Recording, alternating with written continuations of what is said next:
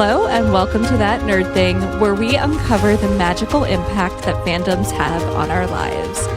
I'm Morgan, and I'm surprised to be back so soon recording another episode after I said I was just going to do it whenever I felt like it, but I just had to get this episode out and recorded, and I am so honored to welcome back my friend and author, Marina Laurendi, to the show. So before we get into the details of all the author stuff, just welcome, Marina. Thank you so much for doing this. Thanks for having me back. I love it. I'm so excited. So for those who don't know, Marina was on the show in the very beginning of this podcast, and we spoke about her first book, Era, Blood, and Fire.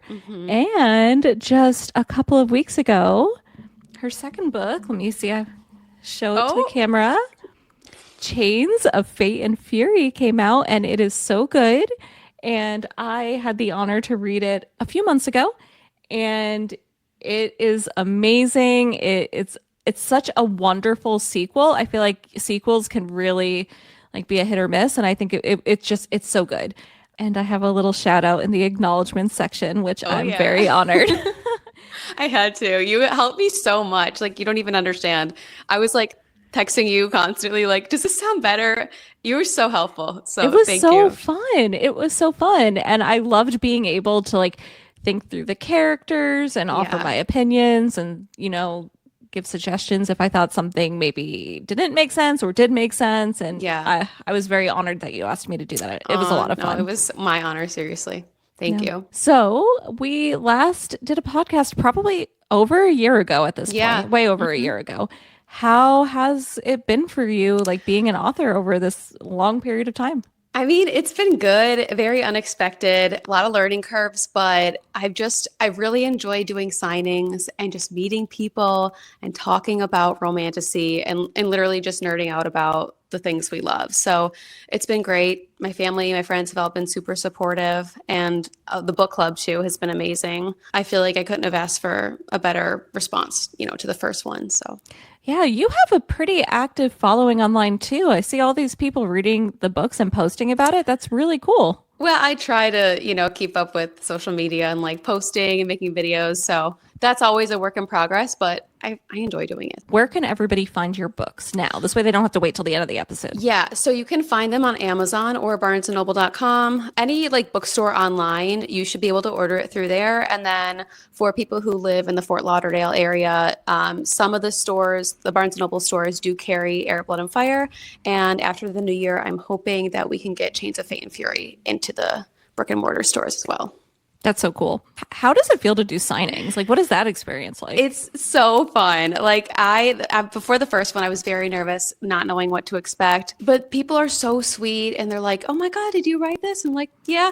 And then we just get into talking about books we love, and I feel like I've found so many new friends from signings, and not only readers, but just people that I'll message about books, and it's been a really unexpected way of finding, new reader friends. That's amazing. Is there anything else about being an author that you've learned over the past year? Well, being an indie author, definitely. I can't speak for traditionally published, but as an indie author, you're doing everything. You're doing your own marketing. You're uploading the books to all your platforms, troubleshooting. I redesigned my covers, so that was an unexpected challenge, but ultimately I'm glad I did, and I feel like they turned out well. Yeah, I think that's pretty much it.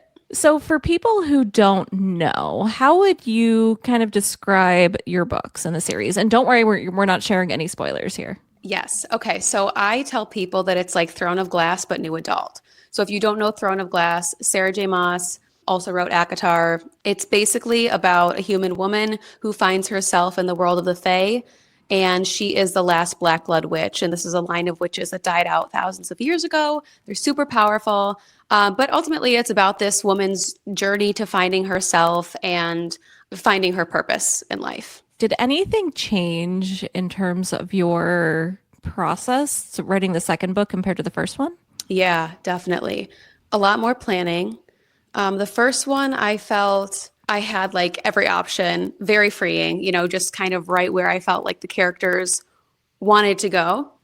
Second one was a lot more like I had sticky notes pasted up on my pantry door. Like, okay, does this timeline make sense? You have to make sure you don't have any plot holes. Something I didn't really think about with the first one was, where do I want the series to end? I thought about it a lot more with the second, like where is this going? You need to have a direction. But yeah, there were a lot of things writing the second one where I felt like I needed to be more analytical about things. Yeah, so a lot more strategy and planning and making sure that the timeline makes sense and you're setting everything up for like the future of where you want the characters to go. Yes, and the other thing was the second book is three POVs, so two of them are male and one is obviously Serena. But that was really fun and something I like toyed with the first one, like the last chapter switches POVs. But it was a really fun challenge, and like I'm so glad I had you again, because you were like, yeah, this needs like the voice could be stronger here, or, you know, I don't know if a guy would say this or whatever, but it was a fun challenge. So Yeah, I really think you did an amazing job, and each of the POVs feel very distinct and very aligned with the characters and their choices. that's awesome. That makes me so happy. So Yeah, but everything you're talking about is what scares me from writing, like scares me away from writing a fantasy novel. I mean, I haven't written anything, but like the idea of writing fantasy is like, oh my God, you have to build a world.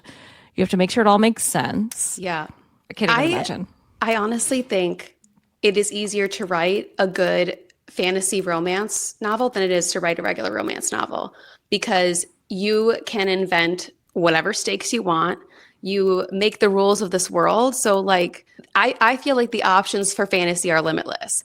If you're trying to sit down and write like a straight up romance, I think that's so much harder because the stakes are automatically lower. Like, we're not fighting for our lives on a battlefield every day, you know, walking Yeah. down the street. But in fantasy, you have that option. So I applaud like romance authors and any kind of author that is not writing like high fantasy, like crazy fiction, because I feel like it's so much more difficult. So I recently learned about the terms, what is it, like plotter, pantser? Is that the word? Yeah, I had no idea what that meant. I was at a book signing and I went up to another author's table and we were talking. She's like, yeah, I'm a pantser. And I was like, what does that mean? I went and looked it up. And yeah, for the first book, I was definitely a pantser. So what does that mean? That It means you just means write, like flying right? by the seat of your pants. Okay. You just kind of write Oh, like, okay. yeah. I felt so dumb. I really did. I was like, how do I not get this? And then like versus a plotter who's like really sits down, plots everything out. I think that's so hard to do because I write out of sequence and I'll get ideas for a scene that make no sense. And then I have to figure out how to make them make sense. Wow. You write out of sequence? Oh, yeah. Oh, my God. I could never sit down and be like, chapter one, and then just go in order. Wow. So then way. that I could see how that also might make it more challenging than with the timeline, because if you write out of Definitely. order, you might not necessarily keep in mind that timeline. Wow. Yes. Yeah. Huh. I've always thought that you had to just sit down and write. I never really thought about people planning until I got back into the reading world a few years ago. But I feel like if I were to write a book, I would have to plot it. Otherwise, I would just not even have the ability to write it, but not have the confidence that I could continue writing something. Yeah. I would be like, well, I don't know where this is going. I feel like that would just give me the confidence to write something. Yeah. I think everybody's different and their processes are different. I'm trying to be more of a planner, but it just does not come naturally to me. So Yeah, go with whatever works for you. yeah, you have to. Yeah, it was actually the Megan Quinn signing where she was saying, I think she said she's a pantser, and I was like, pantser? What is that? What does that mean? I love her so much. Oh yeah, her books are great. They're so good. So outside of writing, which I know takes up a lot of your time, what other nerdy things or fandoms or TV shows, books, movies, like what have you been into? Okay, well, I just got into Dramini fanfic. No, really? Oh my God, I did. Sorry, I'm judging you. I don't even care. Okay, so I never read Harry Potter. I read the first one and then I was like, I don't care. Then the movies came out and I was very into the movies. But like Draco he wasn't even a thought to me. I didn't understand why people were romanticizing him and thinking, oh, he and Hermione are like a thing. Didn't even understand. Okay. So then Alchemized comes out this year and it's all over TikTok. It's all over Instagram. And I'm like, okay, I got to give this a shot. And I'm so glad I did. Morgan, it's so good. It's Really? so good. It will change your mind. Like, I don't know. I don't know how this woman did it, but I know that it started as Manacled, which was like straight up fan fiction. And then it became so popular that she reworked it into a story of her own. But it's so beautifully written and it takes place like after the war. So it's like if the war went a different way, this is what would have happened. So I don't know. I just think it was so creative and so well done. And now it's got me like going back to the movies and like analyzing every glance between Draco and Hermione because now I see it. Oh, Marina, I don't know. I've Oh my always, God. I mean, I know the book that just came out isn't, even though it was based on the fan fiction, it's now new characters and a new Yeah. world. But I like the bad boys and those romances, but Draco and Hermione, I know. it's I get your reluctance, but I just feel like Ron is such a I don't care about Ron. That's so funny. When I was reading fan fiction many, many years ago, it was Ron Hermione fan fiction I was reading. I mean, if it was well done, I could probably get behind it. I haven't read any Ron Hermione fanfic, but I just don't see it.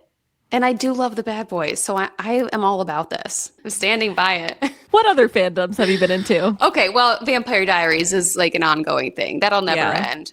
I think we spoke about Damon last time. Oh my God, yeah. But you know what? I'm becoming more of a Paul Wesley fan because he's so sassy online. Yes, he's so funny. Do you know about Staffussy? I have seen that video. I Yes. really want a t-shirt. I think I'm That's gonna so get funny. one. I love it. He's so sassy. People said he's like Damon in real life. Yeah, totally. And you would never expect it from him because he's like in the show, he's so broody and like muted. And I don't know. I love it though. What about you? What else? What fanfics have you been into or like, I don't know, nerdy things lately? One thing that I actually discovered I really love over the last year is going to in-person author talks. I never thought I would like that, but I've gone to a few and it's really cool to hear the authors just talk about their process and the Yeah. books and hearing it from another perspective so that when I'm actually reading the book, I'm remembering like the event and what they shared. So it's a lot more immersive to do that. Yeah, that sounds super fun. I don't know if I've gone to any, honestly, but they're happening. So I need to get out there because they do sound super fun. I know you've been to quite a few of them now. So Yeah, I've been to a few and they're hosted by Steamy Lit, so shout out to Steamy Lit. I like how intimate those experiences are Yes. and you get to like talk with the author, so lots of fun. very fun. That's cool. So as I have been thinking about bringing this podcast back and kind of going back and forth and deciding what I wanted to do, I kept thinking people seem to really like the psychology stuff. And I really didn't want to make this a therapy podcast. But I mean, being a therapist is still a part of my identity. And I think I can't shut it off wherever I am. That's just how my brain works. And I think through things in a different way. And so one thing I was exploring is how I can bring that idea of mental health and that experience to this podcast. And I think one thing I want to start doing with my guests is exploring how being a nerd or just being involved in fandoms and having passions has really shaped their own well-being outside of the therapy room. Because yeah, so many people I talk to on this podcast are in therapy or have been in therapy. But I also think being involved in these worlds helps provide a therapeutic experience in addition.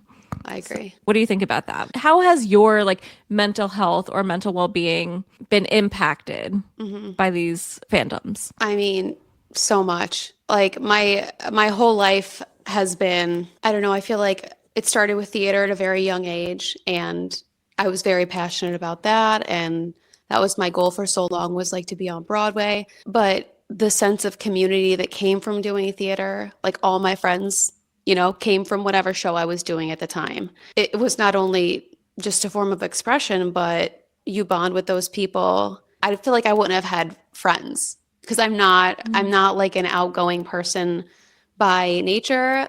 I bond with people over things and activities that I feel like we have in common. So theater was like first and foremost. And then also like as I became an adult, like getting back into reading and writing, finding book club was huge because I had just moved to Florida when I basically found our book club and was looking for friends, and I just felt like I was struggling finding good female friends. And yeah, I think it was huge. So I think fandoms have a huge impact on people growing up and even into adulthood. Yeah, definitely. And finding that community of people with similar interests is so powerful. Yeah. And I mean, of course, it depends on the fandom. Like, there's hurtful people everywhere. Like, Oh, no yes. no place is 100% safe from that. Mm-mm. But I think, at least from my experience, a majority of the readers I've met are kind, open, empathetic. And I think that just goes to show how reading in particular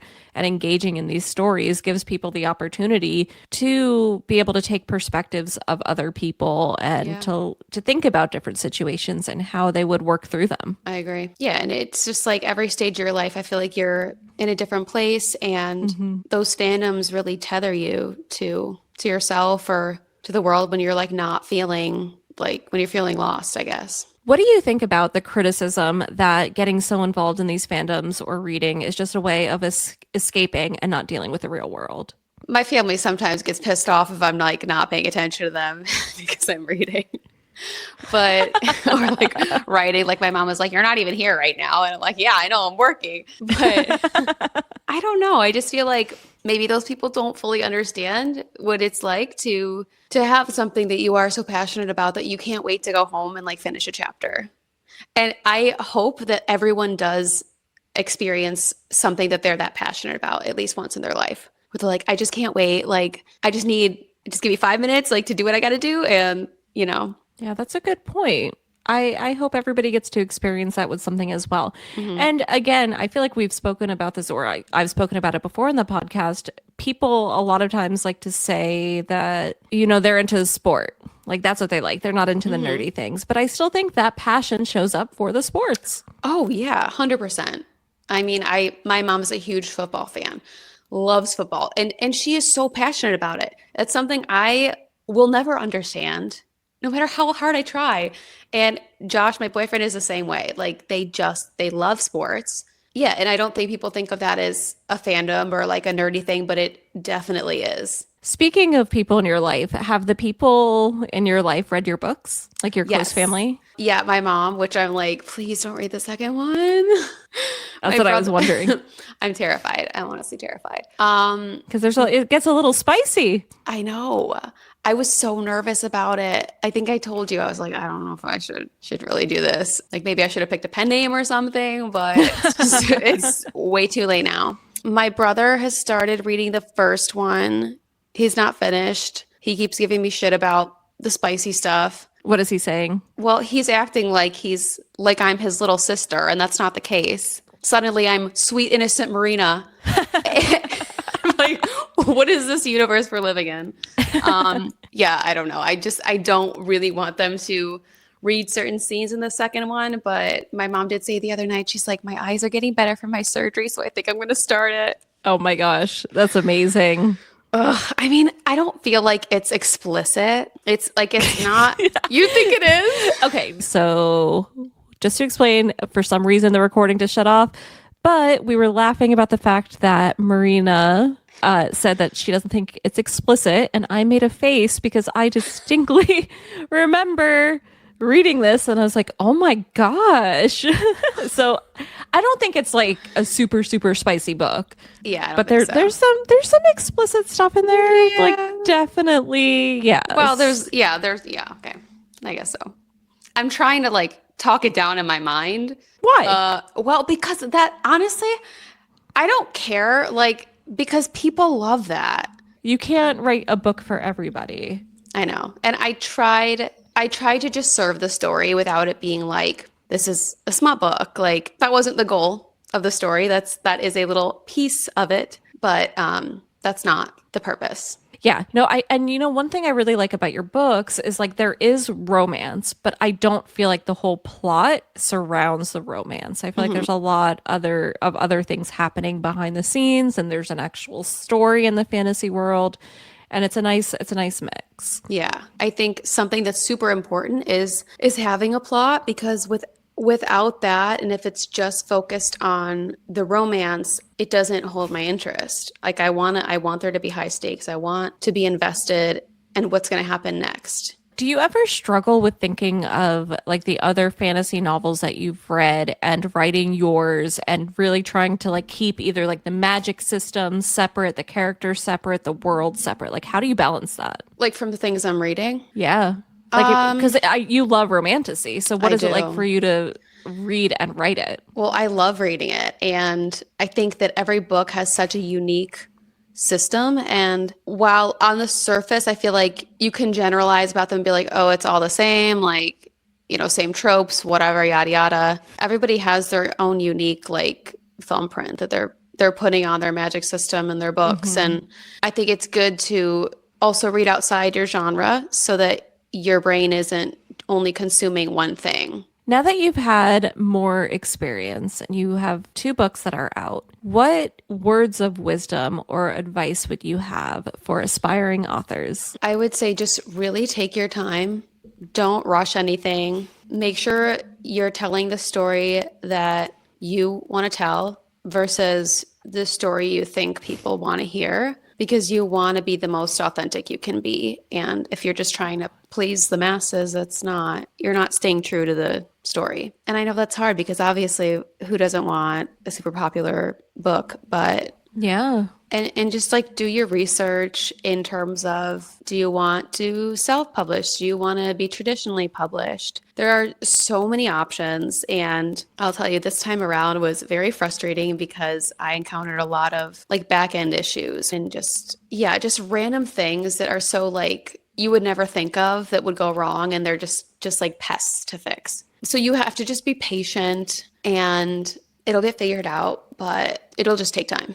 So, if you could go back in time and give advice to yourself before you started writing at all, is there anything you would want to tell yourself? Well, before I started writing, I don't know. I feel like I've always just written what I felt like and never had like a end goal in mind. Like I always knew I wanted to write a book. I didn't know what that was going to be, whether it would be like fiction or anything. But I think if I was going to start this process over again, I would try traditional publishing, and I think I might try that in the future and see if I like that better, if I have my luck with it, because I was so eager to get the book out before I turned 30 as just like a milestone. So I just went ahead and did it myself, and I'm glad that I did. But yeah, I want to know what else is out there. Yeah, and I imagine having to do everything, like be responsible for everything, the editing, the art, the technical side of putting it out there, the Yeah. marketing, like that's exhausting.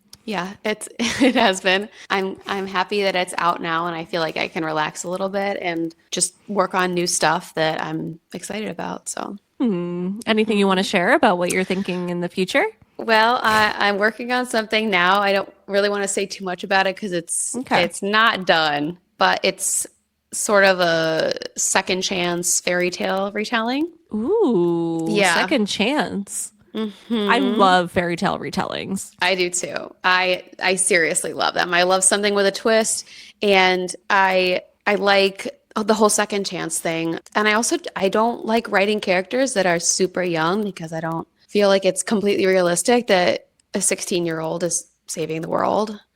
But but like 27, 28, maybe. Yeah. You don't know. What are you thinking in terms, you don't have to answer this, but what are you thinking in terms of book three? Oh my How's that God. going? Do you have a plan? No, I don't have a Okay. plan. Okay. I've started to plan a little bit. And I definitely I have a lot written, but I can tell you right now, those are going to be cut. It's going to be totally reworked. Because like I said, I get an idea, I'll write a scene. If I can weave it in somehow and it makes sense, then great. If not, like you can't. They say like kill your darlings or whatever. And you have to. As I'm editing everything and I try and think from a reader standpoint and be like, is this really necessary? Like, can this story live without this paragraph of like backstory? And most of the time the answer is yes. So you have to be very like hypercritical and Yeah. not afraid to like cut a line that you think sounds nice. When I have you back on, let's just say, I mean, I'll probably have you back on sooner, but let's just say, like, I have you back on in a year. Okay. What do you hope to be sitting here saying to me? Wow, that's a cool question. I think I would love to have the books, take off and really like have a fandom around it. I think that would be the coolest thing in the world. So yeah, I just wanted things to continue the way they're going. And I don't know, I hope to have more books out when we talk Ooh, again.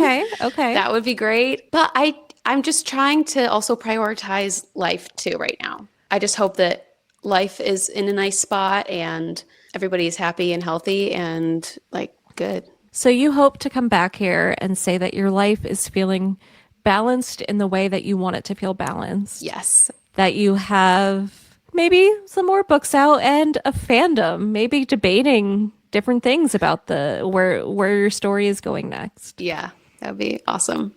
I love that. Well, Marina, thank you so much for coming back on the podcast. You have always been an amazing supporter, and you were like, I was like, oh, we should do another podcast episode. And you're like, yes, let's do it. And so I'm really grateful for you because, again, this podcast has been hard for me to come back into, but you were one of the people that I wanted to make sure I spoke to again, especially with your book coming out. I just want to tell the world all about it. So thank you so much. Thanks for having me. Yeah, and thank you for letting me read it. It was so much fun to like give thoughts and the writing process. Like, it's so cool to see that behind the scenes. I'm glad you had fun. So thank you. So where can everybody find you? Okay, so you can find me mostly on Instagram or TikTok.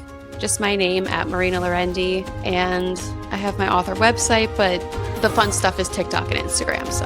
And I will share all of that in the show notes. Thank you so much again for being here. Everybody, thank you so much for listening.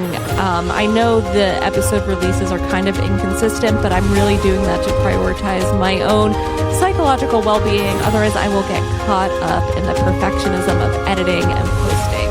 If you want to get in touch with me, you can email me at thatnerdthingpod@gmail.com, or you can follow the show on social media at thatnerdthingpod. And be sure that you are following That Nerd Thing podcast in your favorite podcast platform so that you never miss an episode. And I would love it if you could leave a 5-star review wherever you are listening. The algorithm, I don't know how all that stuff works, but the numbers really do matter with getting the show out there. Marina, thank you again for being here, and I'll see you all next time.